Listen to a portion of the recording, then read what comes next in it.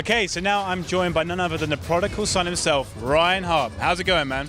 It's good, man. It's great to be here. I mean, Dreamhack only comes around a couple of times a year, but I always savour it. And this year it's a premier event, so I'm really excited about what's going to happen, man. That guaranteed spot to the Capcom Cup, if whoever wins it this year. So, you've played Ken since setting the Guinness World Record for most consecutive opponents played in Street Fighter V, which I was thankfully with you there as well. Yeah. Good, great day that was.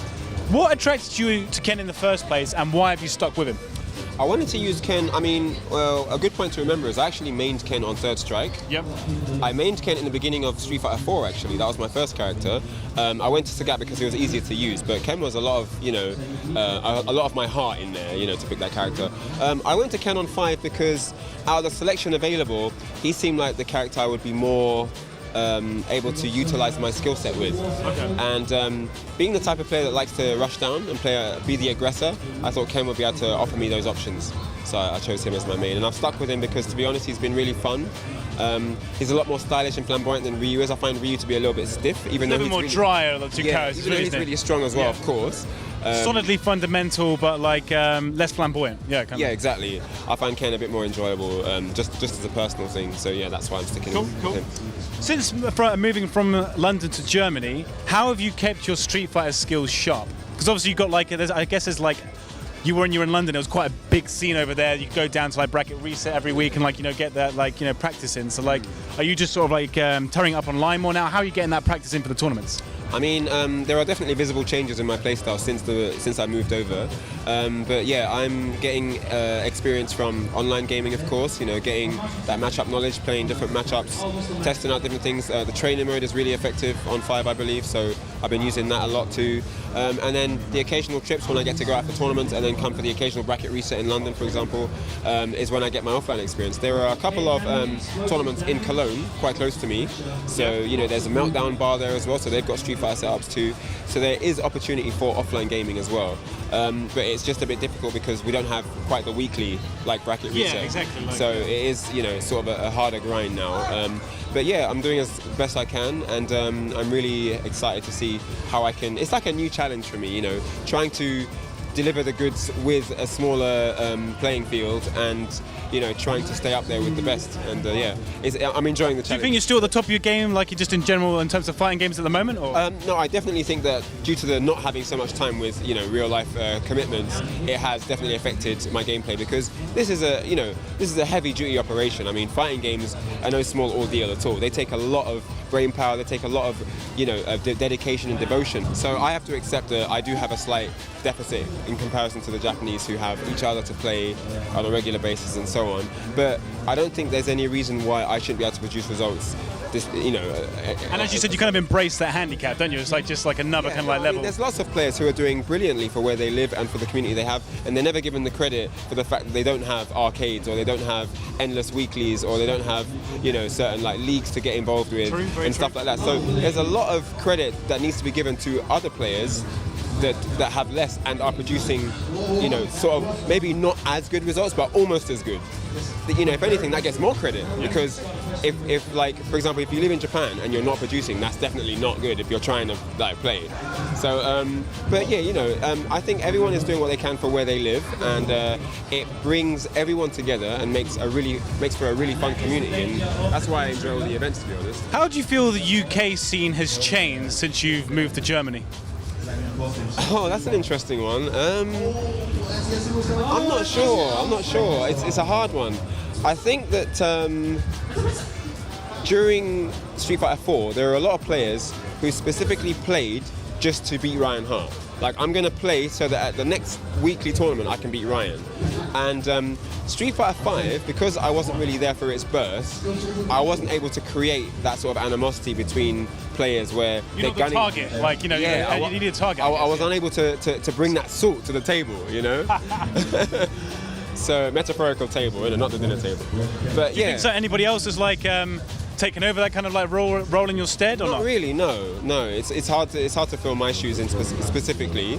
But I think if there's anyone who's sort of setting the mark, it's Problem X in the UK. You know, he's the one you see heading up tournaments in the UK, and he's the one you see representing internationally. I think he's got the most points out of any UK player on the Capcom board. Yeah, he's just like 2 points behind Venom, I think. Yeah, exactly. So he's putting in work, and I think more players in the UK need to aim to be better than Problem X. You know, specifically make effort for that. Some players I'm sure are, but I'm sure there are a lot of players, probably I'd say more the majority of players are saying, oh, I'm never going to be as good as so-and-so, so there's no point trying.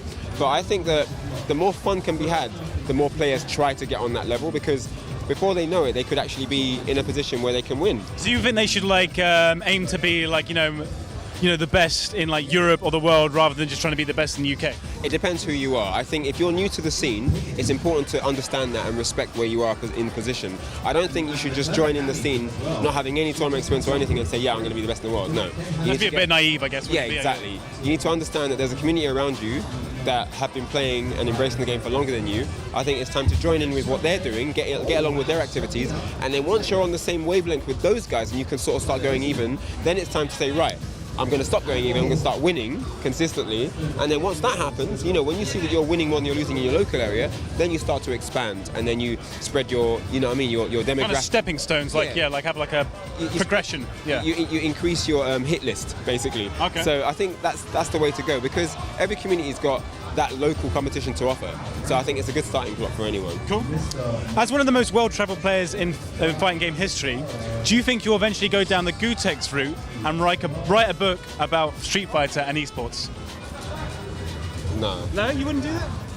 I mean, I already do. I mean, you've got like so much like, a wealth of like experience to share, wouldn't you? Yeah, I do. A book is something that a lot of people have talked about, and I've been asked to have a book written. I'm not sure if I want to do anything like that immediately. I don't think that it would do myself justice to write something right now. I think that it's worth waiting until I'm completely like retired, or until other things, you know, happen. But yeah, it's definitely, I mean, writing a book about, you know, my knowledge and giving back something to the community that can teach other players growing now is something I'm definitely interested in. It wouldn't necessarily just be like, oh, I want to make loads of money, but it's about the fact that I'm leaving the scene and I want to give back.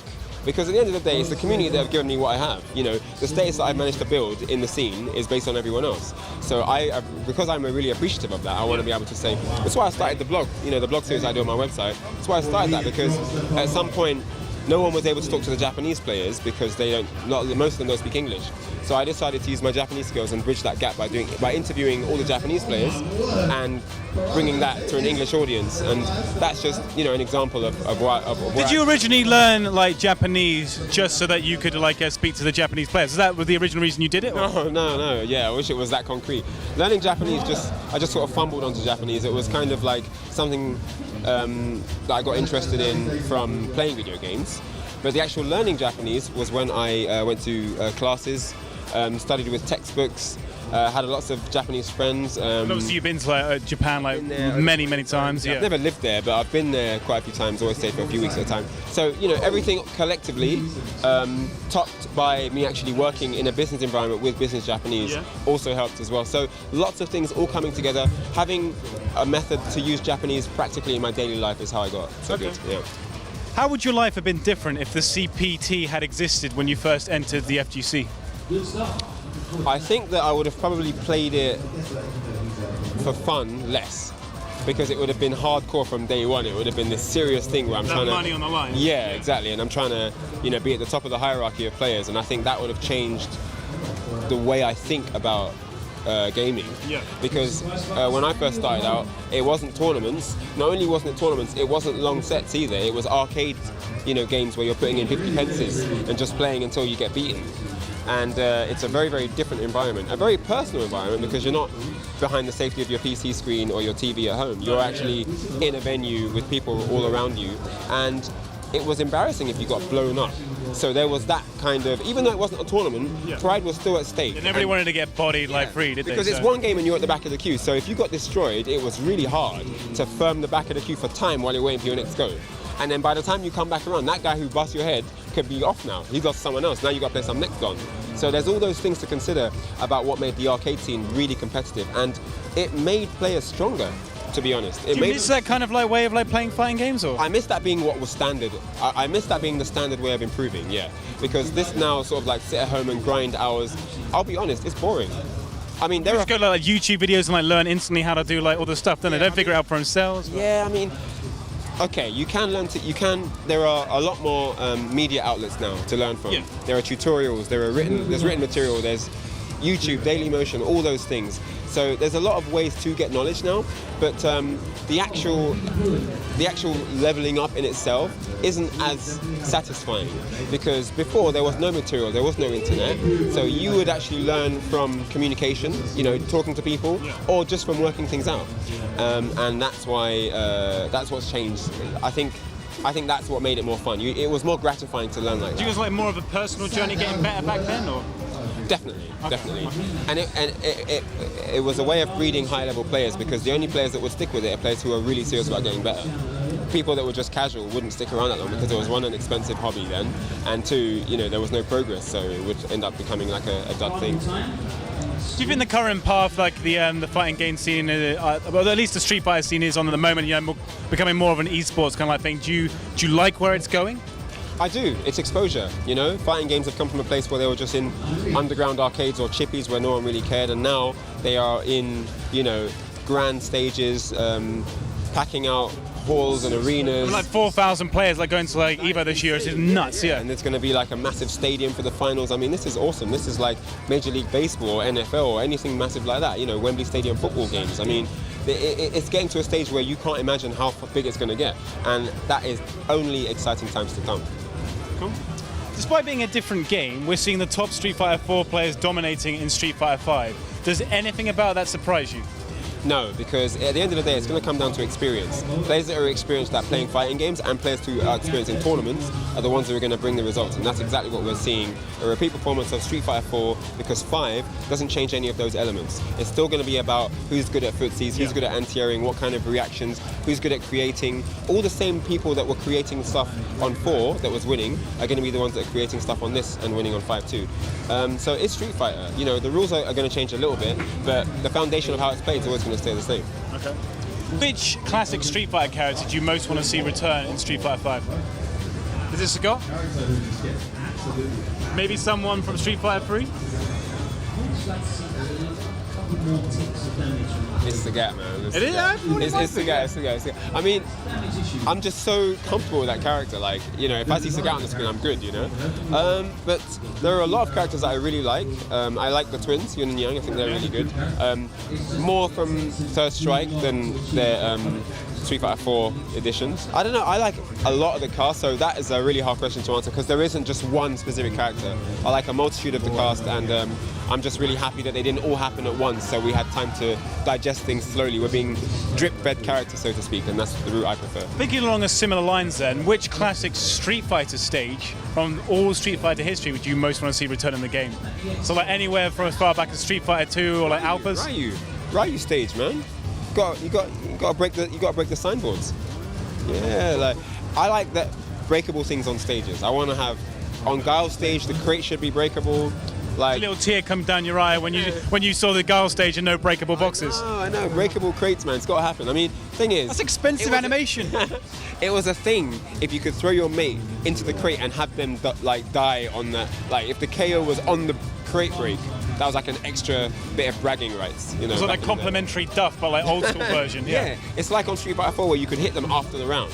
Yeah, I do remember that. I used to love doing Tiger Uppercut, just like to get them at right at the end. Okay, so then last question.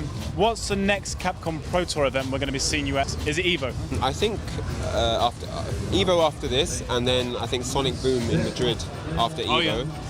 And then, of course, versus fighting later down the line. But yeah, I've already got my tournament road mapped out. So even if I don't win today, I'll be using the experience gathered here today to win an event later on down the line. How many EVOs have you been to now? Yeah, how many EVOs have I been to? Well, it's 2016 now, and I was there last year, and I missed one. So that means I've been to 12 EVOs. I don't know. Maybe that's the world record as well. Like maybe apart from like Mr. Wizard, that might actually be an Evo attendance or like the amount of tournaments entered world record. I have been fortunate enough to go back the next year every time because a lot of players don't get to go Evo. You know, they're really loyal, dedicated It's still players. quite expensive to go it's from not Europe. cheap. Yeah. I mean, I used to go when it was in Cal Poly, you know, Pomona, and it was a much cheaper, you know, thing. But obviously it wasn't as grand as it is now. Now it's really, really grand. Can't get any grander than Las Vegas. I was expecting you to tell me that you went to Battle of the Bay at one point. No. Not quite that prehistoric. Going to America to play games is one of the best things I ever did because they have a unique style. You know, every country, every continent plays games differently. I hear this a lot from the pro players. Yeah, America has their own style as well. There are things you can only learn if you go to play American players. They're the only ones that play You that. have to literally be the world warrior to like be the best, basically. Yeah. So, you know, if you look at all the winners now, Infiltration, Daigo, etc., these are well-traveled players. There's no winner that just, you know, only plays in his area and then has never played any other internationals. Because I think there's two ways you can do it. You can either travel everywhere, or you can make sure that when those internationals come to your area, you play them. You get long sets in, or you play online. That's one good thing about online. You get to have international experience without having the finances to travel. That allows a bit of that experience to drip over into your area. But it's not, maybe not quite the same as actually going there and seeing in their own environment. It's not the same, but it gives you a taste, you know, and that taste could be enough to get you that 2 out of 3 in a tournament. So I mean, like from obviously you've seen like watched plenty of the CPT tournaments thus far. Can you see the individual like regions like you know style of like play coming through in Street Fighter 5 already? Individual regions, well, I mean, like sort of like the countries. I mean, can you like see like the Americans playing the game a certain way? Can you see the Europeans playing the game a certain way, and like the Asian? Not yet. I don't think it's fully fleshed out yet. I think that's going to take a while longer, especially as there's a lot of diversity in characters now. So we're not really seeing a uniform style across continents yet. But I think those things will change later on. I mean, there definitely are really interesting differences. You know, just little quaint things, sometimes just tiny little nuances in things people like to do. But because it's something your players do around you, you get into that yourself. Maybe subconsciously as well. You don't mean to like copy, but it's something you're so familiar with and you know this thing is good in this particular situation, I'm going to use that. Yeah. And then that just becomes like a standard thing across the board of players. Can be a group that play all together all the time, but yeah, same with the Japanese players, same with the European players, and there are lots of positives in all those different things. There's lots of things to soak in. And whenever I interview, you always give like the most kind of like insight out of anyone, man. Like Thank you. There's so much experience. I should have something after this years of Yeah, playing. definitely. Well, it's been great talking to you, and good luck with the rest of DreamHack, and I look forward to seeing you at Evo as well. Cool. Take it easy, guys.